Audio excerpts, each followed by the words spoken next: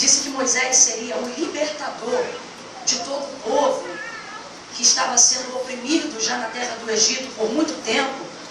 Apareceu para Moisés por intermédio de uma voz que se manifestava numa sarça, que ardia em fogo, mas não se consumia. E a voz do Senhor, revelada a Moisés, disse que ele iria libertar o seu povo da casa da servidão, da casa de Faraó. Em algumas versões vai falar da casa da fornalha, do fogo ardente. O povo estava sendo demasiadamente oprimido na terra do Egito. E o Senhor disse: Moisés, você vai libertar o meu povo. Mas, Senhor, como eu vou? E ele disse: você vai. E o Senhor deu sinais por intermédio do cajado, por intermédio das mãos dele. O Senhor se manifestou em uma glória aparente ali naquele lugar. Mas ainda assim Moisés temia e ele dizia: e o que eu vou falar? E ele disse: você vai falar assim, assim, assim.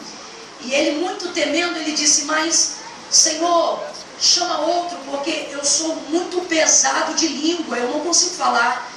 E aí o Senhor entrega os sinais a Moisés: joga a vara, pega a vara, mete a mão no peito, tira a mão do peito, mão leprosa, mão limpa. O Senhor deu sinais de que era com Moisés, e a manifestação do seu poder era presente na vida de Moisés, mas o medo de Moisés ainda estava muito grande. E aí ele diz: Senhor, mas eu não sei falar. Então a Bíblia vai dizer que a ira do Senhor se acendeu contra Moisés naquele momento, e ele disse assim para ele: tu não tem um irmão por nome Arão? Então façamos assim: vai, Arão, ser para ti por meu profeta, e tu serás por ele como eu sou para ti. Quem fez a boca do homem? Moisés. Quem fez o que fala ou o que deixa de falar? Moisés. E irado, Deus vai abrir uma brecha, vai criar uma situação para que Moisés pudesse ser assistido, e assim a obra que o Senhor queria fazer em Israel fosse feita. Então ele diz: acerca do teu irmão Arão, ponha ele para falar, e ele será por profeta, e tu serás por Deus dentro do arraial. E assim Moisés saiu dali, começou a insistir e a caminhar com Arão já na terra do Egito, e diziam a Faraó: deixa-nos ir ao deserto para que possamos adorar o nosso Deus no deserto. Deixa-nos sair da terra do Egito, porque precisamos estabelecer culto para o Senhor nosso Deus no deserto. E aí vai acontecer todas aquelas coisas, ao ponto que Faraó libera. O Senhor abre o mar, esmaga Faraó, o seu cavalo, o seu cavaleiro, ao ponto que eles vão se aproximando da terra de Canaã. Durante 40 anos eles vão peregrinar no deserto. E nesse período de peregrinação, o Senhor vai se mostrar, vai se revelar, vai ensinar como ele deve ser cultuado, vai ensinar como ele deve ser adorado, vai entregar a lei a Moisés. E ali ele vai inaugurar, através da vida de Arão, o ofício sacerdotal. O ofício sacerdotal é extremamente importante para que o nome de Deus seja adorado, para que o nome de Deus seja glorificado. Às vezes a gente acha que culto pode ser feito de qualquer maneira, desde que haja um coração quebrantado. Mas na prática não é exatamente assim que deve funcionar. Então, quando o Senhor cria e inaugura o ofício sacerdotal através da vida de Arão, é para que ele ensine o povo a cultuar como Deus deseja, ou como Deus espera ser adorado pelo povo. Estou usando palavras para a gente entender como Deus deseja, como Deus espera ser adorado pelo povo. Às vezes a gente se equivoca e acha que nós fomos feitos para louvor e adoração do seu nome. Não, quando Deus definiu que ele deveria ser adorado, ele não criou os homens. A Bíblia vai dizer que ele criou os anjos. Os anjos adoram a Deus como Deus deve ser adorado. Os anjos adoram a Deus como Deus determina que seja adorado. Os anjos cantam uma canção que Deus determinou que devesse ser cantada. Eles estão diante dele dizendo: santo, santo, santo, santo é o Senhor dos exércitos, e toda a terra está cheia da sua glória.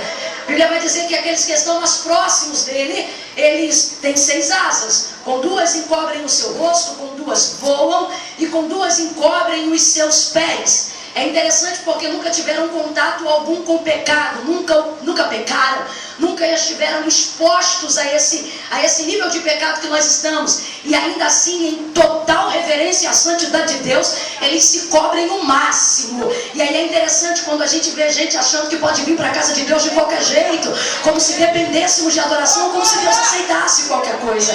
Se eles que nunca estiveram diante de nenhuma sujeira adoram a Deus cobertos, meu Deus do céu, que passamos nessa noite igual a Rebeca, se possível, que traçamos o véu até sobre o nosso rosto. Tamanha é a nossa infidelidade e indignidade de estarmos diante do Senhor nosso Deus. Deus não tem expectativa ideal da adoração humana. Aí você vai dizer, irmã Camila, mas a Bíblia diz que nós somos para louvor do seu nome. Sim, nós somos como tudo é. Assim como Salmos de número 19, a Bíblia vai dizer, os céus declaram a glória de Deus, o firmamento anuncia a obra das suas mãos. Um dia faz declaração a outro dia, e uma noite dá explicações a outra noite. Sem que haja linguagem ou fala, ouve-se o som da sua voz. O salmista está deixando muito claro que a lua não dá glória a Deus. Ele está deixando muito claro que o sol não dá aleluia. Ele está deixando muito claro que as estrelas não louvam o seu nome com boca, com fala. Ele está dizendo, não tem língua, não tem fala, mas tudo declara a glória dele. Declara como, irmã Camila? Declara por causa da sua existência. Então, se até a terra, o vento que passa, a estrela que está no céu, ela declara a glória de Deus por causa da sua existência, isso aqui é para que todos fiquem cientes. Até o ateu que diz não crer em Deus, o discurso dele é incoerente à realidade da sua existência. O fato dele acordar toda manhã com fôlego de vida para dizer não acredito em Deus, torna o discurso dele incoerente, porque o Senhor o criou. Então por isso, por mais que ele diga que não crê, ele também é para a glória de Deus. Sem que haja linguagem ou fala, ouve-se o som da sua voz. Então quando Deus vai estabelecer o sacerdócio no deserto, para que ele fosse cultuado e celebrado diante dos seus filhos, ele faz para dar uma oportunidade a Israel de estar mais perto dele. Ele faz para dar a Israel uma oportunidade de caminhar melhor. E quando ele dá essa oportunidade, vem também todas as regras e todos os procedimentos necessários que um sacerdote deveria ter para tornar-se sacerdote. Todos os procedimentos. O que faz o sacerdócio, irmã Camila? O sacerdote, ele traz as questões do povo para Deus, ele traz as respostas de Deus para o povo. O sacerdote está próximo de Deus e tem acesso ao povo. Então agora o povo precisa de um sacerdote. Diz o Senhor, pega Arão, toda a sua casa, Levi, e agora inaugura sobre eles o sacerdócio. E nessa noite nós vamos aprender que apesar de estarmos falando de Números, capítulo 20, né? Antigo Testamento, alguém quer tirar os princípios do Antigo Testamento como se a graça, na verdade, os distinguisse. Só que isso, na verdade, não existe, meus irmãos. Isso é falácia. Isso é mentira. Isso é engodo. Isso é engano. O Antigo Testamento estabelece princípios que a graça os manteve. Quando o próprio Jesus esteve entre nós como homem, ele trouxe uma palavra em um dos seus primeiros sermões, das suas primeiras oportunidades de falar para mais pessoas, ele vai deixar muito claro dizendo, e ele vai dizer assim, eu não vim descumprir a lei, eu vim fazer cumprir. Ele vai deixar muito claro que ele não veio para descumprir o que o Senhor já havia estabelecido, porque Deus não se engana. Deus estabeleceu princípios que de uma forma diferente deveriam ser respeitados e que agora seriam cumpridos através de Jesus. E em todas essas coisas está incluso o sacerdócio. E aí você vai olhar para o autor da carta aos Hebreus e vai perceber que ele vai tirar os rituais. Não há mais necessidade daqueles ritos em nosso meio. Quais ritos, irmã Camila? Agora o sacerdote já não lida diretamente com o sangue do boi. Agora o sacerdote já não lida diretamente com o sangue da ovelha, de animais terrenos. Lá no autor da carta aos Hebreus, ele vai deixar muito claro, tira o primeiro para estabelecer o segundo. O segundo é o Senhor Jesus Cristo, que agora entrará no lugar de todos os rituais, sendo agora o único sacrifício necessário de ser oferecido. A Bíblia vai dizer que ele vai ser entregue como ovelha muda, levada ao matadouro, sangue inocente. Todo animal que era sacrificado dentro dos ritos para ofertas e consagrações e perdão dos seus pecados, eram feitos por animais sem defeito algum. Assim o nosso Senhor foi entregue. E agora o autor da carta aos Hebreus vai deixar isso muito claro. Tira o sangue do boi, tira o sangue do bode, tira o sangue da ovelha, porque já não há mais necessidade disso. Agora o sumo sacerdote já foi entregue para perdão dos nossos pecados, para que nós tenhamos uma oportunidade. Mas isso não abole o ofício sacerdotal neste tempo que nós vivemos, porque o apóstolo Pedro, já vivendo nesta ocasião de graça, vamos dizer assim, que nós vivemos, ele vai deixar muito claro a igreja, e ele vai dizer: vós sois geração eleita, vós sois povo adquirido, vós sois nação santa, vós sois sacerdócio real. O que ele está dizendo? Ele está deixando muito claro que ainda há ordem no culto, ainda há regra no culto, e o culto ainda precisa de administração para que o nome do Senhor seja glorificado. Ele está deixando muito claro que a graça não abole a regra, que a graça ensina como fazer uso da regra. É verdade. Às vezes a gente chega em alguns cultos, observa alguns ministérios, e se a gente for falar grosso modo, a gente diz assim: está faltando unção, só que unção nunca falta. Talvez a gente diga: está faltando perdão, só que perdão nunca falta. As coisas que vêm do céu não tem falta. Unção vem do céu, no céu não falta unção. Perdão vem de Deus, em Deus não falta perdão. Está faltando amor, Deus é amor. E por que a gente coloca a falta naquilo que a gente precisa? Quando na verdade o sacerdote administra todas as coisas que estão na alçada de Deus. Então na verdade a gente não deveria, um exemplo a grosso modo para todo mundo entender, chegar e dizer assim: está faltando unção. Não, está faltando sacerdote que administra a unção. Porque se tiver sacerdote, unção não falta. Basta que o sacerdote saiba administrar aquilo que o céu coloca à sua disposição, desde que ele obedeça os princípios do sacerdócio. Está faltando amor? Não, não falta amor. O que está faltando são sacerdotes que consigam administrar o amor que Deus colocou à disposição do ofício sacerdotal. E agora Pedro vai deixar muito claro: vós sois geração eleita, sacerdócio real. Ele não está abolindo a administração do sacerdócio, pelo contrário, ele está deixando claro: estamos em atividade como nunca.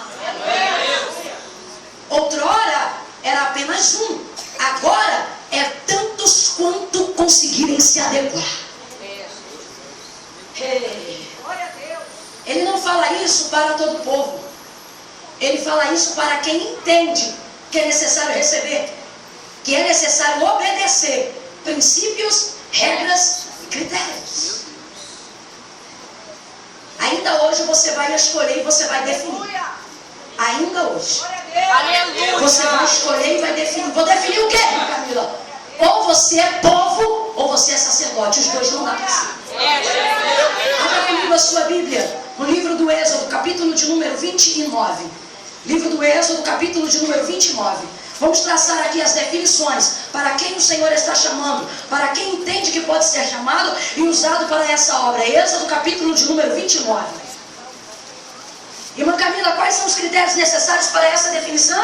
Você vai avaliar agora e você vai precisar definir. O culto desta noite, para abrir a sua semana, é um culto de decisão. Hoje o Senhor está te dando uma oportunidade e Ele está dizendo: hoje você não sai daqui confuso. Hoje você escolhe, ou você é povo ou você é sacerdote. Os dois não tem como ser. Êxodo capítulo 29, primeiro passo para a consagração do ofício sacerdotal. Isto é o que lhes fará para consagrar, para que me administrem o sacerdócio. Toma um novilho e 2 carneiros sem defeito. É o que está escrito no verso 1. Agora vem comigo no verso 20. Degolarás o carneiro e tomarás do seu sangue e o porás sobre a ponta da orelha direita de Arão e sobre a ponta das orelhas direitas dos seus filhos, como também sobre o polegar das suas mãos direitas e sobre o polegar dos seus pés direitos. O resto do sangue aspargirá sobre o altar em redor. Então tomarás do sangue que está sobre o altar e do óleo da unção, e o aspargirás sobre Arão e sobre as suas vestes. Eu vou repetir esse versículo. Então tomarás do sangue que estará sobre o altar e o óleo da unção, e o aspargirás sobre Arão e sobre as suas vestes. Sobre Arão e sobre as suas vestes. Vem comigo e diga: nele e no que ele usa. Sobre os seus filhos e sobre as vestes dos seus filhos com ele. E assim ele será santificado e as suas vestes, e também os seus filhos e as vestes dos seus filhos com ele. Somente até aqui, diga amém. Amém. Amém. Então você acabou de concordar e de entender que o primeiro critério é esse aqui. O que o Senhor está dizendo é: pegue um novilho sem defeito. Não pode ter defeito. Pega esse novilho sem defeito, degola ele, coloca o seu sangue sobre o altar. Pega do sangue que degolou do novilho e colocou sobre o altar. Agora, passa na ponta da orelha direita de Arão, nos polegares das suas mãos, no dedão do seu pé direito também. Assim você vai consagrar. Depois que você consagrar ele, você vai pegar o óleo da unção que está sobre o altar, vai aspergir sobre ele, sobre a cabeça dele. Depois disso você vai pegar o restante do sangue e vai aspergir sobre as vestes dele. Depois que você fizer tudo isso com ele, aí você passa para as vestes dele, Moisés. E quando você terminar de consagrar ele e as vestes dele, entenda que todo esse processo também deverão passar os filhos dele com ele. E a ordem era essa: sangue primeiro nele e depois no que ele usa. Eu não vim falar de veste porque eu não vou me ater a usos e costumes, isso é veste pequena. Eu vim falar que vestes retratam atitudes. A veste do sacerdote era sagrada. A veste do sacerdote era consagrada. Ela era o legado do seu ofício. Ela representava o que ele fazia. Ela representava quem ele era. Agora é interessante que muito antes dela ser consagrada, Deus vai deixar muito claro para Moisés e vai dizer: primeiro nele e depois nele. Primeiro nele e depois no que ele usa. O que ele está dizendo é assim: todo o processo de consagração que você for fazer, Moisés, precisa começar primeiro nele e depois no que ele usa. Primeiro nele e depois no que ele faz. Primeiro nele e depois no que ele fala. Primeiro nela e depois onde ela anda. Primeiro nela e depois o que ela trata. Você está entendendo o que Deus está dizendo? Todo esse processo de consagração, ele era realizado mediante o sangue. Vem comigo e diga: sangue. Sangue. Vem que nem os crentes de antigamente, diga: poder no sangue. Era feito no sangue. Mas Camila, o que isso tem a ver? Isso são ritos do Antigo Testamento. Ritos do Antigo Testamento que foram cumpridos no Novo Testamento através do nosso Senhor Jesus, que nos garantiu o ofício sacerdotal. A história era de um novilho sem defeito, provando a sua perfeição e a sua inocência. E o que é que vai acontecer?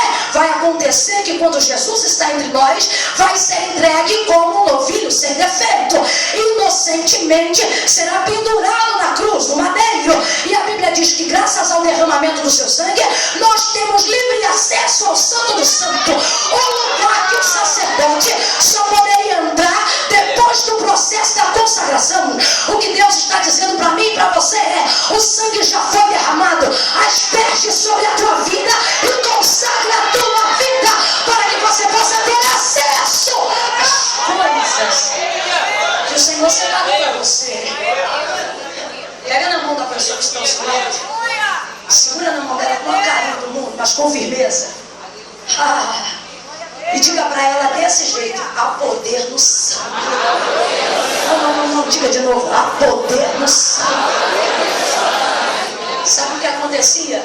Se um sacerdote entrasse no Santo dos Santos sem a devida consagração, ele morria. Porque o sangue o habilitava para o acesso. Quem te habilita para cantar é o sangue. Quem te habilita para pregar é o sangue. Quem te habilita para tocar é o sangue. Quem te habilita para dizer: eu faço parte do corpo de Cristo, é o sangue. Quem te habilita para ser testemunha dele na terra é o sangue. Somente o sangue te habilita, te purifica.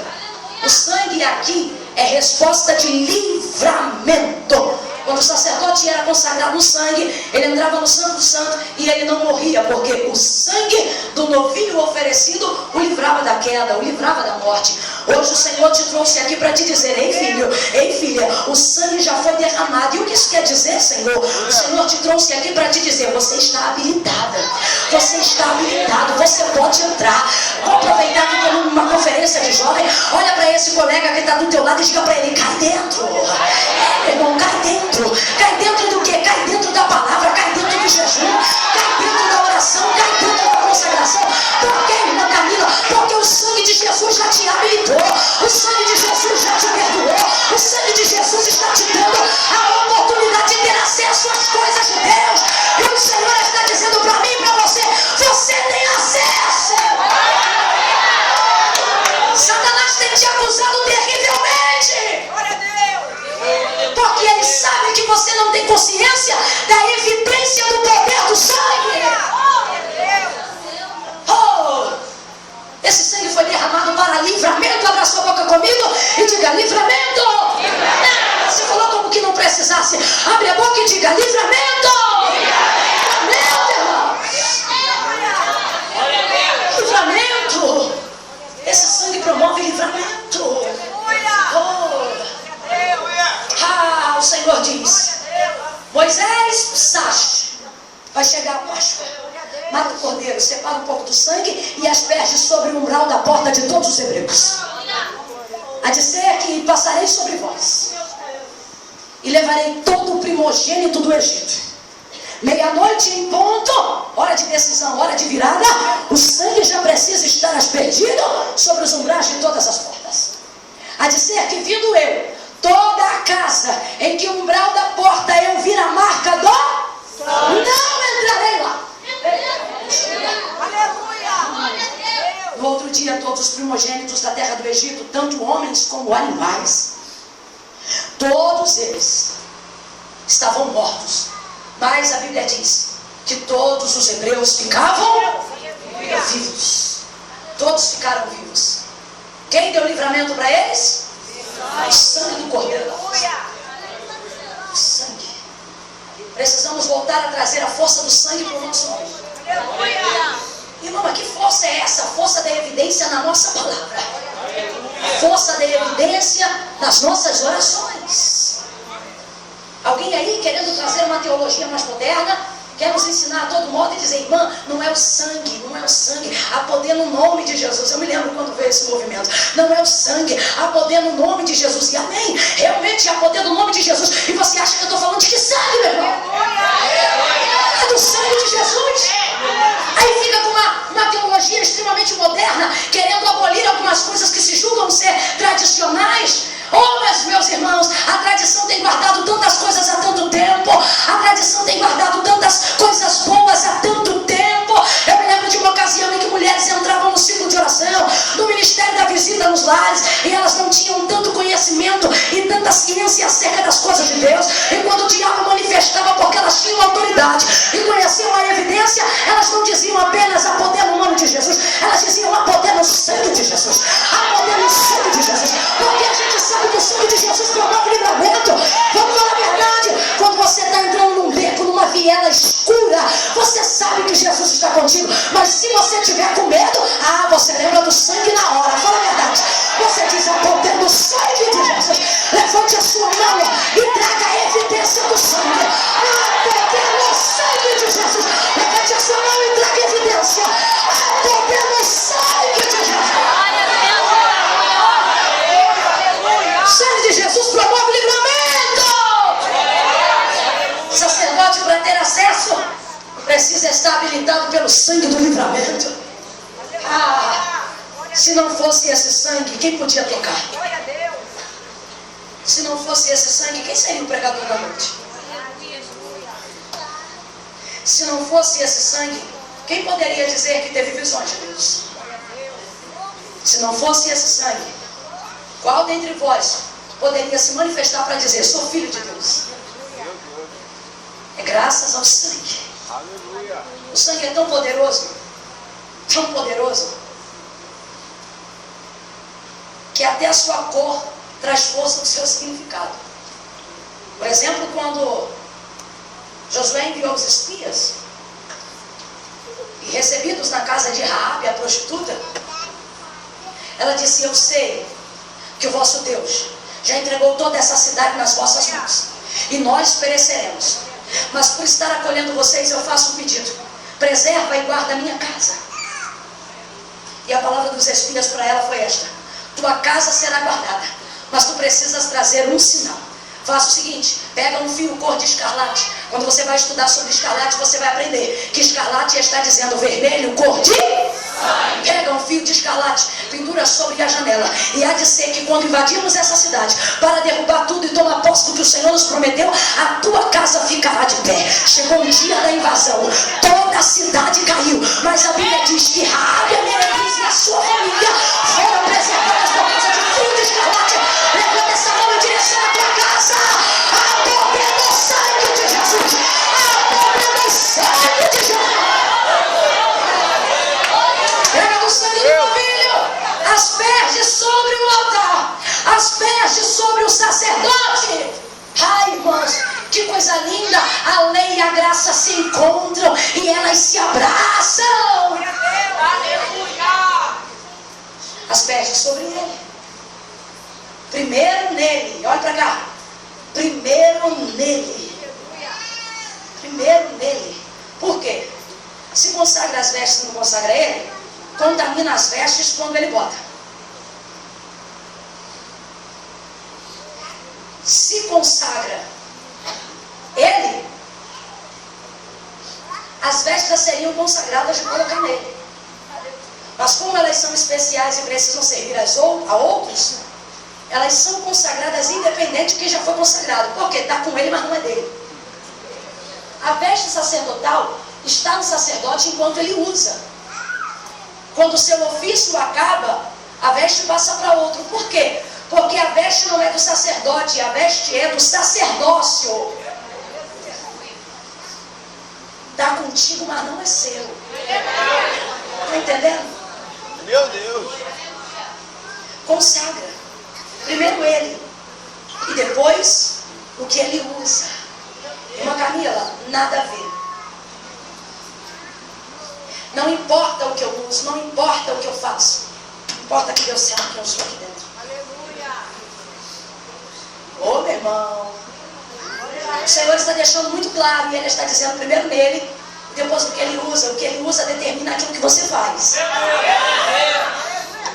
Se eu vejo uma pessoa toda de branco, com o nome escrito e o símbolozinho da cobra, eu sei que tal pessoa é médico, porque a roupa denuncia o seu ofício. A roupa denuncia a sua intenção. A veste do sacerdote comunica o que ele faz. Isso era importante para que todos soubessem o que ele fazia, eles soubessem procurar a pessoa certa na hora certa. Então aquilo que ele faz também é consagrado, mas partindo do princípio de que ele já foi consagrado. Por um tempo atrás nós tínhamos cultos chamados de doutrina em várias denominações, outros estudos da palavra. E eu lembro que nessa época era um pouco complicado, porque só se ditava o que a gente tinha que fazer. Estavam preocupados com o que a gente fazia, estavam preocupados com o que a gente usava. E por que às vezes a gente aprendia uma coisa aqui e quebrava lá na frente, ou ouvia uma coisa aqui e não cumpria lá na frente? Porque durante um tempo muita gente se preocupou em determinar o que a gente pode usar, em determinar onde a gente pode entrar, e eles não estavam preocupados em tratar quem a gente era. Glória a Deus. Agora o Senhor está deixando muito claro: tudo que você tiver para consagrar, tudo que você tiver para fazer, começa primeiro nele. A obra é feita de dentro para fora. Sim, irmã Camila, é feita de dentro para fora. Mas se de fato e de verdade foi feita uma obra dentro, o lado de fora há de denunciar aquilo que está do lado de dentro. Se tua vida é consagrada, tuas atitudes consagradas são. Se a tua vida é consagrada, a tua casa é consagrada. Se a tua vida é consagrada, o que você usa está consagrado. Se a tua... eu me lembro, logo no começo da conversão, eu não nasci no lar evangélico. Então minha mãe, logo que aceitou Jesus e começou a servi-lo, eu me lembro que até para fazer compra, a gente saía de casa e ela ia para o mercado fazer compra, e eu cheia de fome, doida para abrir um biscoito e comer. Eu me lembro que quando chegava em casa, ela arriava todas as compras na cozinha. E quando fechava a porta, eu já ia removendo uma sacola do lugar e pegando um biscoito para abrir o pacote, porque eu já queria comer, eu estava com fome. Criança, filho de pobre, quando fazia compra era uma alegria. Eu quero logo biscoito, comia logo tudo de uma vez. assim, sabe, que dizia, o que é? Tem que acabar tudo de uma vez? É? E aí eu queria já abrir logo a sacola, pegar o biscoito, e ela dizia, tire a mão daí. E eu tirava. E ela dizia, vamos consagrar as compras. E aí levantava a mão com todas as sacolas do mercado da cozinha. Senhor, nosso Deus, eu te consagro. É aquela oração assim, ó. Senhor, a mão que preparou, da onde veio, a fábrica que fez. E pai, eu querendo algumas coisas. E minha mãe consagrando. Quando terminava, ela dizia, agora pode comer. A gente ia na rua, comprava roupa. Quando chegava em casa, eu já queria tirar a etiqueta e usar. E minha mãe dizia, já não! Eu, não, você sabe quem fez? Não, você sabe de onde veio? Não. E mãe, mas isso não tem nada a ver. Bote a roupa aí. Tinha que botar em cima da cama, levantar a mão. Senhor, nosso Deus e Pai, eu te consagro essa roupa agora. As mãos que prepararam, quem trouxe, de onde veio. Eu agora peço, faça em revista. Em nome de Jesus, amém. Eu me lembro da minha mãe sair do período devocional, dobrando o joelho no quarto depois que acordar, tomar banho para sair para a rua e parar atrás do portão. Depois de ter saído do devocional e orar de novo, Senhor, eu estou saindo agora. Eu consagro a minha entrada e a minha saída em tal lugar. E essa coisa de consagração foi. E a gente ficou numa igreja que também consagrava tudo. Tinha um culto de terça-feira, graças a Deus tem até hoje, e uma campanha, eu me lembro que o nome da campanha era Levando a Arca para Casa, baseado no texto de Samuel, onde fala, e ficou a arca do Senhor na casa de Obed-edom, o geteu, 3 meses, e o Senhor abençoou tudo que ele possuía. Nessa ocasião, comprava-se as camisas. Eu não sei se isso já mudou, mas naquela época e nessa época que a gente trabalhava desse modo, era assim, você encomendava as camisas, comprava tudo e antes de dar para os jovens, orava as camisas todas. Senhor, ajuda a vender, Senhor, consagra quem vai usar, Senhor, separa, era desse modo. Aí pegava aquilo tudo, pegou as camisas, subia no monte, consagrava, orava, tudo que hoje chamam de palhaçada, mas para nós é poder de Deus. E aí a gente orava. Resultado? Aquela roupa que já era consagrada, que já era orada, ela ia para o culto toda terça-feira vestido da equipe de intercessão, vestido quem participava do trabalho. Dentro daquele movimento, toda terça-feira, dá com a roupa e consagrava. E hora antes e hora depois, 3 meses de campanha. Quando terminou a campanha, ninguém aguentava mais olhar para aquela roupa. Quando terminou a campanha, a primeira coisa que minha mãe fez, minha tia foi lá para casa um dia, não deu tempo, sei lá, não estava com roupa. Eu sei que, resumindo a história, minha mãe pegou a blusa da campanha, que era a única que tinha, e disse assim, leva para tu, bota essa daqui. Aquela coisa assim, né? Pega e vai. Tira isso daqui de casa. Pegou. Me lembro que minha tia vestiu aquela camisa, colocou aquela camisa, e depois ligou pra gente e ficamos sabendo notícia. Ela dizia, Nani, eu coloquei essa blusa e começou a queimar um fogo. Começou a queimar um fogo. Começou a queimar um fogo. Começou a queimar um fogo tão grande, tão grande, tão grande, que eu tive que ir para a casa da Adriana. E chegou na casa da minha tia para dizer, olha, eu tô com essa blusa e essa blusa tá pegando fogo. Tá pegando fogo. Tá pegando fogo. Resultado, quando chegou lá, a blusa começou a pegar fogo no corpo dela, dentro dela, nela. Resultado, não se passou muito tempo da entrada da minha tia ali. A minha tia Adriana foi batizada com o Espírito Santo e com fogo, falou em língua 2 dias e não conseguia falar português. A gente chegava na casa dela sem atmosfera espiritual, ela fazendo arroz, temperando feijão e queria dizer, Adriana, bom dia. Ela não conseguia responder bom dia, ela tentava abrir a boca para dizer bom dia e saía a língua estranha, 2 dias sem falar português. O Senhor está dizendo, consagra quem você é, e tudo que você faz, tudo que você toca, tudo que você tem será consagrado para o Senhor.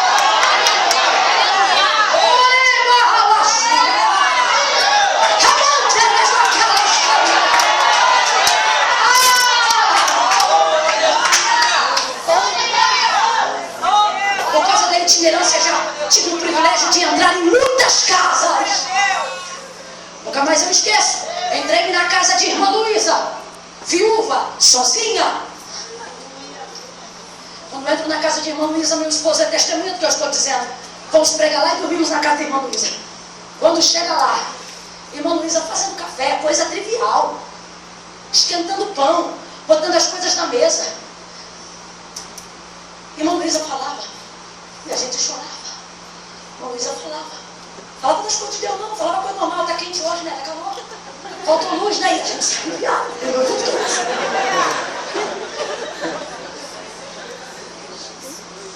Terminou a irmã Luísa sozinha, apagou todas as luzes, numa casa que ficava de frente para um rio, no meio de um mato. Então quando apagava a luz, ficava como se fossem trevas. Uma escuridão densa. Entramos dentro do quarto. Mas a senhora dorme assim todo dia? Não, irmão. Amém, porque eu nunca vi tanto escuridão assim. Não nesse sul. Quem é luz não tem medo de onde anda. Aleluia! Entramos dentro do quarto. Eu casada de pouco, Eduardo de pouco, querendo se alegrar. Não dava, irmão, nunca santidade. Eu não estou brincando, estou falando sério. Entramos no quarto revestidos de temor. Dobramos o joelho, oramos. Deitamos e fomos dormir com uma paz que não se explica. Saímos da casa da irmã Luzia. Por necessidade não tinha como. Porque a vontade era dizer, vamos fazer uma tenda e vamos ficar aqui. A gente mora ali no quintal, só para abraçar mais um pouco, para ouvir mais um pouco. Por quê? Porque tudo que ela fazia, o café que ela fazia, a cama que ela tinha, a concha que ela ofereceu, tudo dela você percebe está consagrado. Os anjos de Deus estão aqui, a unção do Senhor está aqui. É uma palavra muito simples que Deus colocou no meu coração hoje. E o que o Senhor me trouxe aqui para te dizer é, se tu és consagrado, sacerdote, tuas coisas consagradas devem ser. Teu Facebook deve ser consagrado, teu WhatsApp deve ser consagrado. Tua vida precisa ser consagrada. Depois de tudo isso diz, consagra ele e os filhos dele com ele. Perguntou se eles queriam. Não, por serem da linhagem de Davi, estavam dentro dessa ocasião, dentro desta oportunidade, dentro desta brecha. Eles também deveriam ser sacerdotes e já nasciam sabendo que seriam sacerdotes. Não esses, mas a futura geração de Levi.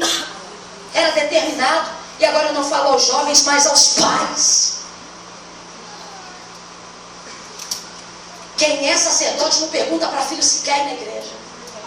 Quem é sacerdote diz, porque 6 horas nós vamos sair. Minha mãe não entendia muito disso, mas me parece que a unção já estava sobre ela. E ela dizia, vamos para o culto. Eu dizia, não quero. Vamos para a igreja agora. Não vou. Ia, meu irmão, ia no braço, ia catando cavaco. Ia, vai embora e vai. Não queria. Não queria. Quem aceitou Jesus foi você, vai a senhora, vocês vão também. Quando você sabe que uma coisa é boa, você não guarda ela só para você. Não vou. Cheguei lá, batista tradicional, quarta-feira, 7 horas da noite, pastor Gervásio pregando. E aí ele vai e me lê o versículo. Porque não é por força nem por violência. Peguei. Minha primeira mensagem foi essa. Quando chegou a hora de se arrumar para o culto, e minha mãe falou, vamos embora. Eu disse, não, porque não é por força nem por violência, diz a Bíblia.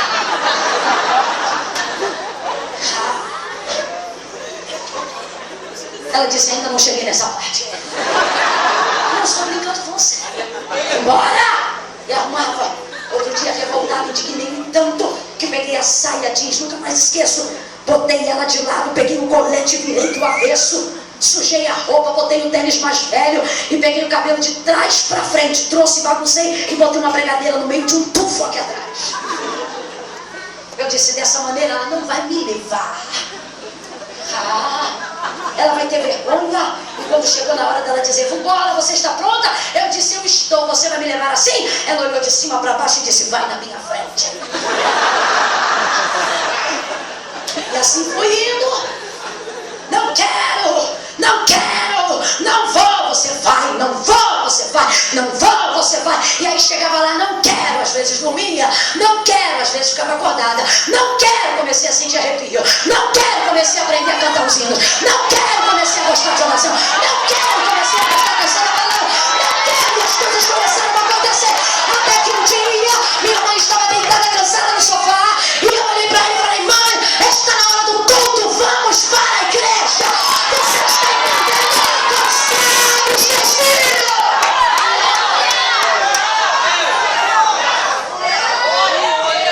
Você deixaria quem você ama jogar-se de uma ponte? E por que tem deixado esse menino de 12 anos tomar decisões que ele não tem nem ciência de onde levaram ele? Eu cresci ouvindo uma palavra quando eu dizia, eu quero que essa palavra volte ao sistema educacional dentro de casa. Quando eu dizia, eu quero, minha mãe dizia para mim desse jeito, você não tem querer. Irmão, vai crescer oprimida. Estou aqui, tá vendo quanto oprimida eu estou?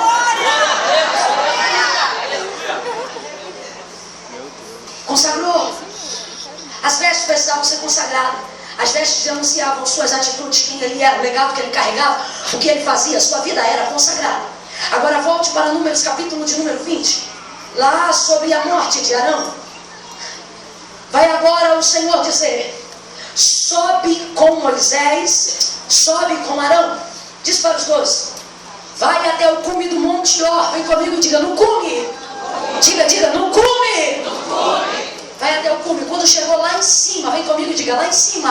Lá em cima. O Senhor já havia dito que ia acontecer. Ele disse: olha, sobe até o cume do Monte Or. Sobe até o Monte Or. Arão será recolhido e não entrará na terra de Canaã, a terra que manava leite e mel, porquanto fostes rebeldes à minha palavra no episódio das águas de Meribá. Agora lembre-se do episódio das águas de Meribá. O Senhor está dando uma sentença para Arão e está dizendo: Moisés já não ia entrar e ele já sabia, também não vai entrar. E Arão também não entra. Por quê? Porque quando o Senhor disse fala a rocha, e é esse o episódio, a Bíblia diz que Moisés pegou o cajado e feriu a rocha. Quando a palavra era fala a rocha, mas ele pegou irado por causa do povo. Aleluia! Veja como todas as vezes que um líder se deixa ser influenciado pela atmosfera do povo, ele peca com ele.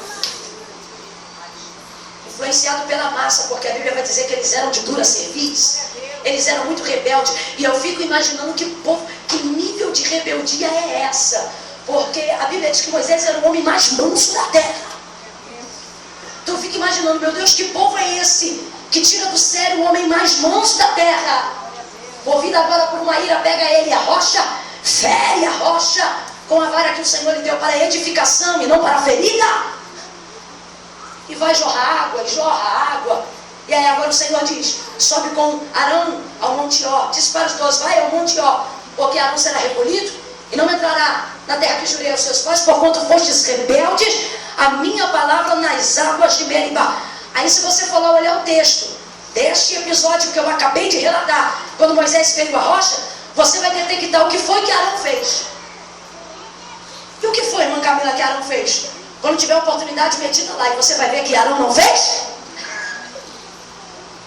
Quem ouviu a ordem foi Moisés. Quem feriu a rocha foi Moisés. E Arão falou o que, irmã Camila? Arão não falou? E Arão fez o que, irmã Camila? Arão não fez? E não podia fazer, não era culpa dele não ter feito nada. Porque a gente poderia aqui dizer: então tá bom, então ele não entrou porque ele não fez nada. Mas quem disse que ele poderia fazer alguma coisa se Moisés já estava no comando? Quando o Senhor separou Arão, ele deixou muito claro para Moisés: ele será por profeta e você será por Deus. A liderança que estava sobre ele era maior. Então, certo ou errado, Arão não podia e não deveria fazer nada. Aí o Senhor diz agora: sobe com ele porque ele será recolhido e também não entrará. Mas espera aí, eu não fiz. Só que ele não falou nada, ele subiu e deixou. Por quê, irmã Camila? Ele tem consciência de que no episódio das águas de Meribá não teria feito nada.